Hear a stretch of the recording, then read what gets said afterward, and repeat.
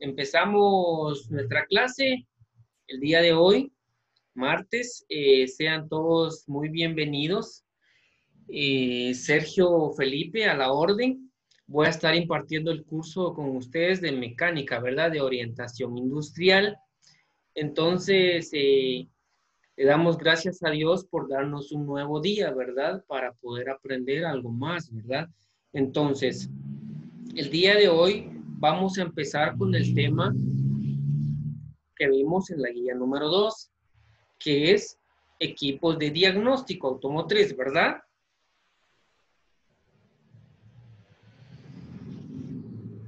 Sí, ¿verdad? Bueno, muy Sí, bien, profe. muy bien, perfecto. Entonces, vamos a empezar la clase compartiéndoles, a ver, este documento. Perfecto. ¿Logran ver el documento? Sí, profe. Sí, Sí, ¿verdad? profe. Perfecto. Cualquier duda o pregunta necesito que me la hagan saber, por favor. ¿Sí? Bueno, entonces, vamos a comenzar con equipos de diagnóstico automotriz. Entonces, ¿para qué nos va a servir un diagnóstico? Un diagnóstico nos va a servir para darles respuestas al dueño de un vehículo, ¿verdad? Ejemplo, yo tengo un carro, pero a medio camino se me averió, me empezó a dar problemas, en fin, lo llevo al taller de mecánica. eh, y el dueño del taller me dice, lo primero que tengo que hacer es un pequeño diagnóstico, ¿verdad? Entonces, él procede a hacer su trabajo y en base al diagnóstico, entonces le va a indicar a usted o me va a indicar a mí qué es lo que tiene un vehículo, ¿verdad? Entonces, vamos con este sistema que se llama OBD1, a este sistema le vamos a llamar sistema de diagnóstico a bordo. Entonces, este sistema se creó o lo introducieron al mercado en el año de 1988. 1988. Entonces, para reducir, para reducir la contaminación del aire, se determinó que en 1988 todos, absolutamente todos los vehículos contaran con este sistema, ¿verdad? Que es sistema de diagnóstico a bordo. ¿Para qué? Para poder controlar los límites máximos de emisiones y además para tener un autocontrol del vehículo. Entonces, para que también el conductor detecte un mal funcionamiento en el OBD1, se impuso una lámpara que indique los fallos del mismo, ¿verdad? Entonces, ¿a qué vamos con esto? ¿Qué entendemos por esto? Que dice que se impuso ese sistema para que el conductor pueda detectar si el vehículo tiene algún problema, ¿verdad? Entonces, ¿cómo va a detectar el dueño del vehículo, verdad? Lo que le va a indicar ahí es una luz, ¿verdad? Aquí nos dice, se impuso una lámpara indicadora. Entonces, en el tablero, frente a nosotros, frente a nuestro vehículo, vamos a tener un tablero. Entonces, en ese tablero nos va a indicar a nosotros una pequeña luz que va a ser una marca de check. Entonces, ese check nos va a indicar de que el carro está teniendo algún tipo de avería, algún tipo de falla, ¿verdad? Dentro de su sistema, dentro del sistema eléctrico. Entonces, para ello se implementó este sistema del OBD1. Entonces, uno ya venía y podía, esta cajita lo va a traer frente al motor o a la par del motor, ¿verdad? Entonces, en esta cajita uno podía hacer su propio diagnóstico. ¿Cómo le va a hacer usted un diagnóstico a un vehículo? Entonces, usted lo único que tenía que hacer era conectar un cable en esta parte y otro en esta parte, ¿verdad? En la de E1 y TE1. Entonces, cuando uno conectaba eso, uno iba al volante y daba switch, ¿verdad?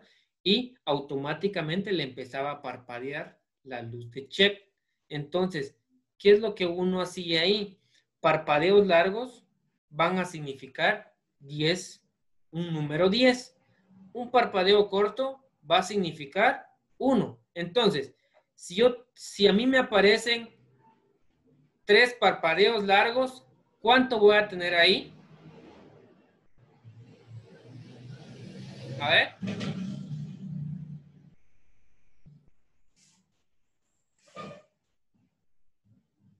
Si un parpadeo largo vale 10 y voy a tener 3 largos, ¿a cuánto equivale? 5. No. Si un parpadeo largo me está dando, me indica 10, hablemos de puntos, ¿verdad? Me indica 10 puntos. Pero si la luz de check me indica 3 de 10, ¿cuánto voy a tener? 30. Exactamente, 30. Entonces me está tirando un código número 30. Entonces, vamos a tomar por ejemplo que el código 30 automáticamente vamos a buscarlo, ¿verdad? ¿Qué significa ese código? Entonces, nos va a decir el sensor de oxígeno, ejemplo, sensor de oxígeno en mal estado. Es lo único que nos va a dar esa información, ¿verdad? Entonces, nosotros nos dirigimos ya al motor del vehículo, verificamos dónde se encuentra esa parte o esa pieza, miramos si le está llegando la señal, miramos si no hay ningún cable en corto, si está bien conectado los pines, si en un dado caso esté todo bien conectado y no haya señal de parte del sensor, significa de que el sensor está en un mal estado. Entonces ahí ya procedemos a cambiar esa pieza, ¿sí? ¿Me doy a entender? Sí, profe. ¿Sí? Sí, profe. Perfecto. Sí, profe. Bueno, entonces este fue el sistema número 1. Ahora pasamos al número 2, que en este caso va a ser un escáner automotriz. Dice que un escáner automotriz es una herramienta que se utiliza para diagnosticar fallas electrónicas de un auto, especialmente las almacenadas en la computadora del mismo. Entonces, ¿cómo va a funcionar este sistema? Entonces, me va a fallar un sensor del automóvil. ¿Qué es lo que va a hacer la computadora? Lo va a tomar ese código de error y lo va a guardar en su memoria para posteriormente ella, la computadora, a guardar esa información y transmitirla a la pantalla. ¿Qué pantalla? Vamos a estar hablando de la luz de check. Entonces, la va a transmitir a la luz y la luz le va a parpadear. Le va a empezar a parpadear. Entonces, significa que la computadora ya aguardó un código de error. Entonces, ¿qué es lo que vamos a hacer en ese momento? Lo que vamos a hacer es conectarle un escáner automotriz. ¿Pueden verlo en la pantalla? Sí, profe. Sí, Sí, ¿verdad? Tengo uno en la presentación y otra en mis manos, ¿verdad? Como lo pueden ver. Entonces, vamos a conectarle un escáner automotriz que ya va a venir como una tipo tablet, ¿verdad? Entonces, nos va a dar la opción de poder entrar a la marca del vehículo. Entonces, al momento de introducirle el escáner, automáticamente la computadora le va a brindar esa información al escáner y le va a decir, tal sensor está en mal estado. El sensor de oxígeno tiene una falla en el sistema eléctrico o el sensor de oxígeno tiene una falla de señal, ¿verdad? O está en mal estado, ¿verdad? Entonces ya tiene el escáner y me lo transmite y me dice, sensor de oxígeno en mal estado, sensor de oxígeno, falla de señal, ¿verdad? En fin, varios argumentos que nos va a brindar el escáner.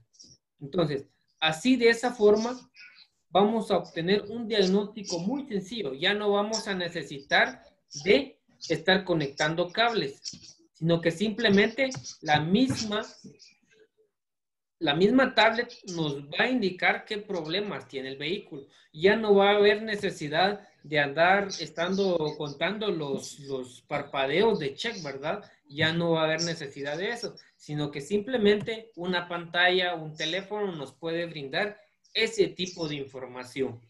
¿Estamos bien hasta el momento?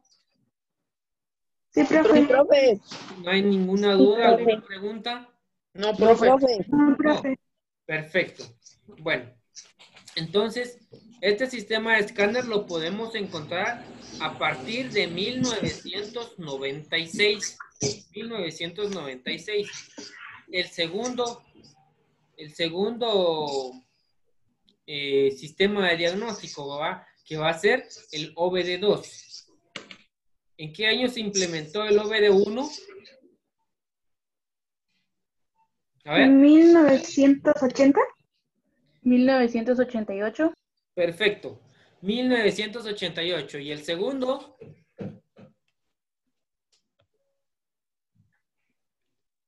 ¿Y el segundo, el OBD2? A ver, lo acabo de mencionar. En 1996. ¿Está claro? Sí, Sí, profe. Muy bien. sí, profe. Sí, profe. Perfecto. Entonces, nos vamos a otro equipo de diagnóstico, que es muy importante, el multímetro. ¿Para qué nos va a servir el multímetro? Dice que es un instrumento eléctrico portátil para medir magnitudes eléctricas como corrientes o resistencias. Las medidas que pueden realizarse son corriente continua y corriente directa. Entonces, ¿a qué nos referimos con corriente continua y directa? Vamos a encontrar la corriente continua con la corriente de la casa, ¿verdad? La luz, la corriente que recibe una televisión, una refri, etcétera, todo, ¿verdad? Lo que tenga la luz de la casa. A eso va a tener como nombre corriente continua. ¿Por qué? Porque va a tener positivo, negativo, positivo, negativo, positivo, negativo. Van a ir intercaladas, ¿verdad? En cambio, vamos a hablar sobre corriente directa. Ya nos dirigimos a un automóvil. Entonces, el automóvil ya tenemos ubicada una batería. Entonces, la batería va a tener su propio positivo y su propio negativo.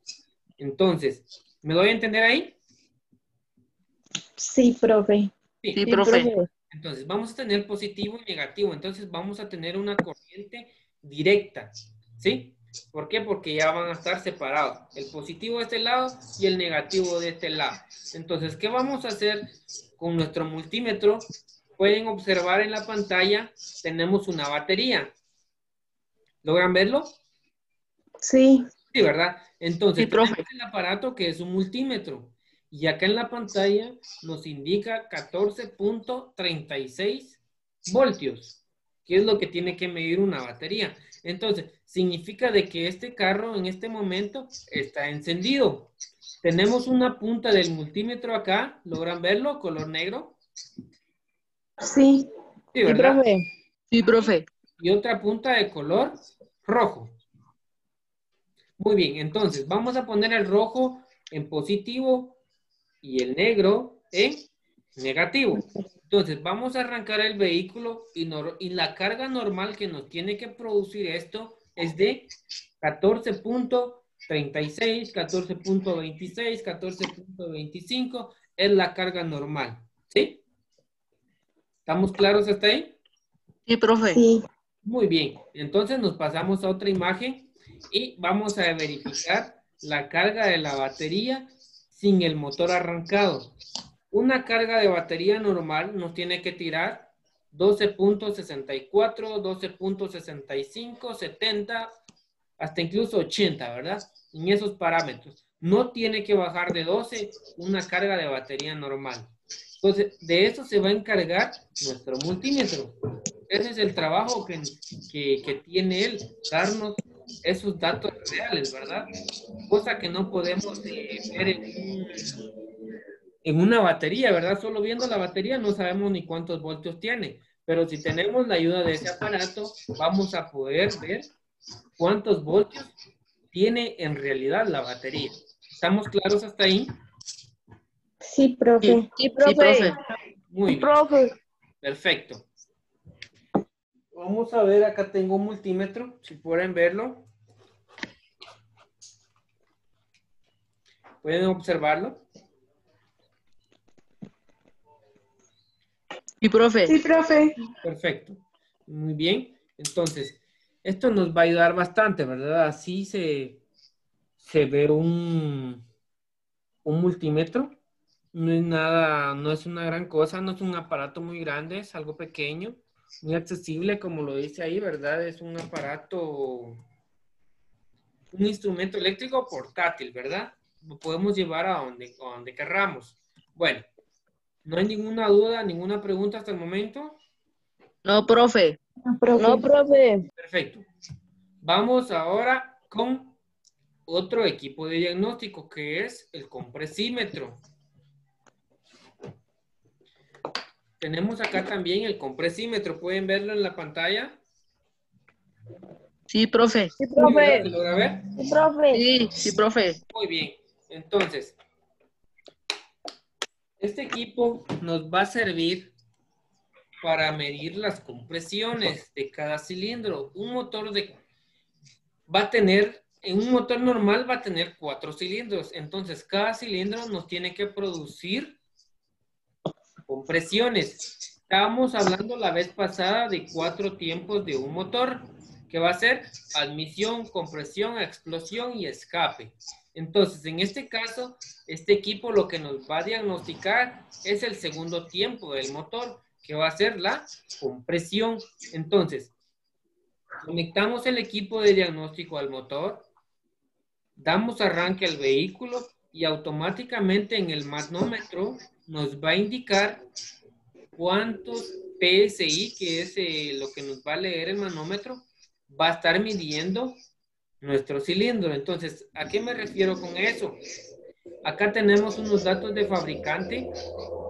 Vamos a verlo ahorita cómo buscarlo. Voy a entrar a otra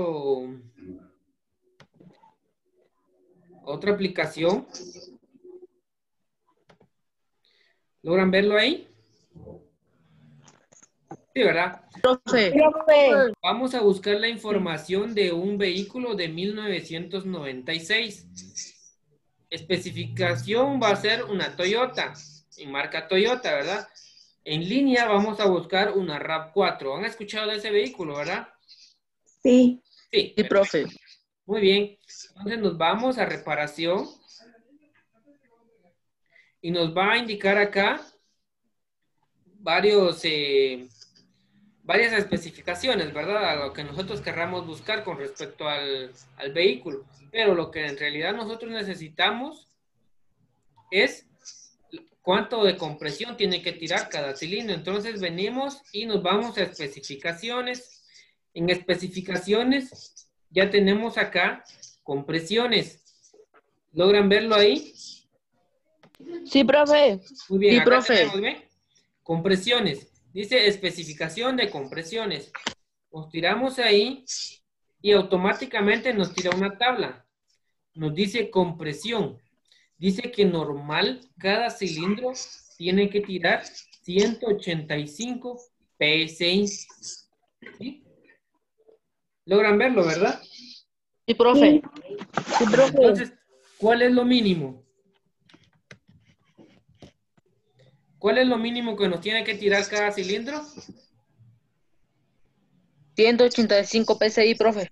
185 es lo normal. Ahora, como mínimo, tiene que tirarnos 135 PSI. Eso es lo normal que nos tiene que tirar cada cilindro. ¿Alguna duda, alguna Profe. pregunta hasta el momento? ¿Y lo más alto de ahí qué podría ser?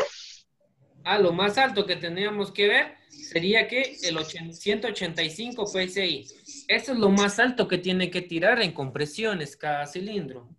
Si usted tiene que medir un cilindro, le tiene que tirar 185. Va al cilindro número 2, le tiene que tirar lo mismo. O quizás varíe un poco, ¿verdad? Quizás el número 2 ya le tire 180, 170, ¿verdad? El número 3 puede hacer que le dé un resultado de 180, 185. Igual el número 4 le tiene que tirar los mismos datos, ¿verdad? Pero, ¿qué pasa si el cilindro tira menos de 135? ¿Qué creen ustedes que tiene el motor?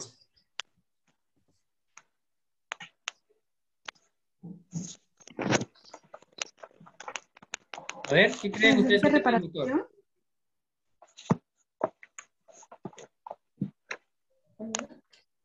¿Será que está en buen estado o está en mal estado? Está en mal estado, profe. Está en mal estado. Perfecto, sí. Porque hablábamos la vez pasada sobre las compresiones, ¿verdad?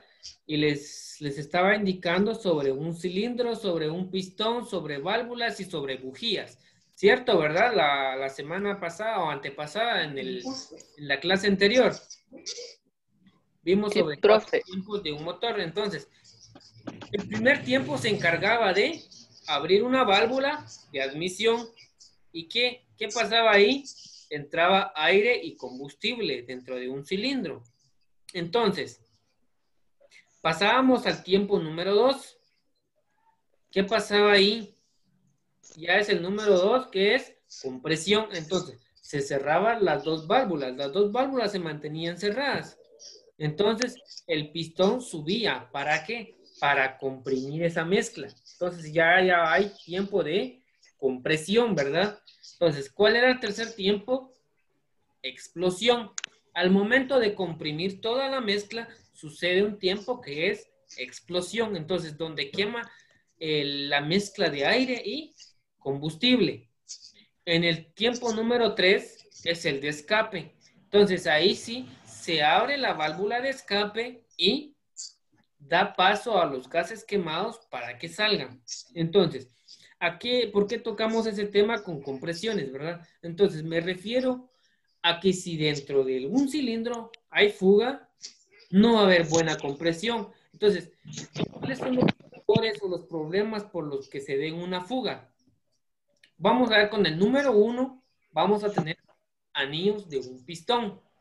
El pistón se conforma por 3 anillos. Entonces, puede ser que el anillo tenga su desgaste como número 1, desgaste de anillos. Como número 2, ya vamos a lo que son los cilindros.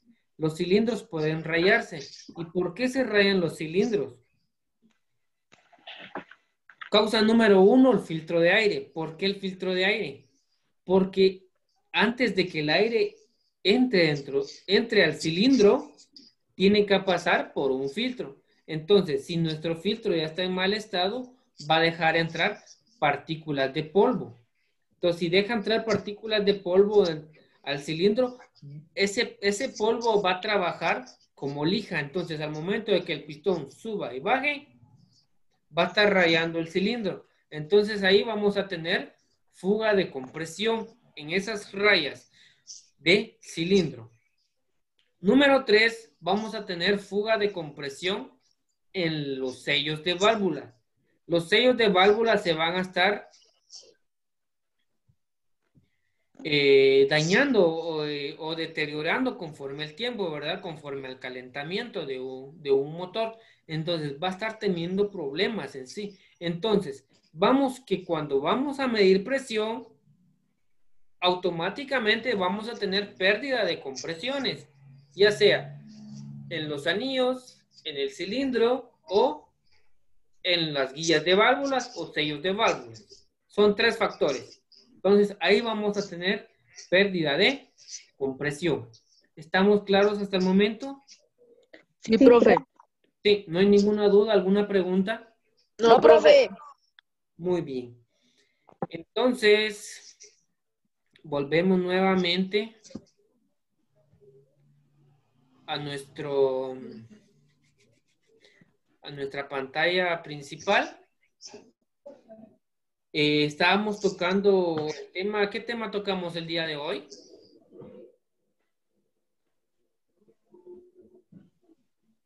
Diagnóstico automotriz. Diagnóstico automotriz, ¿sí? ¿Qué a ver? Equipo de diagnóstico. Exactamente, equipos de diagnóstico automotriz. Muy bien. Entonces, entre ellos tocamos lo que es el escáner.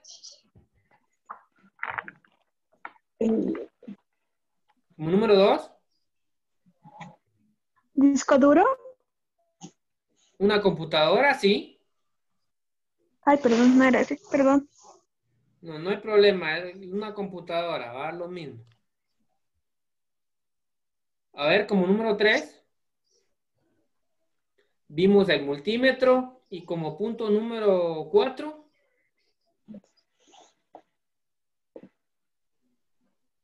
Medición de compresiones.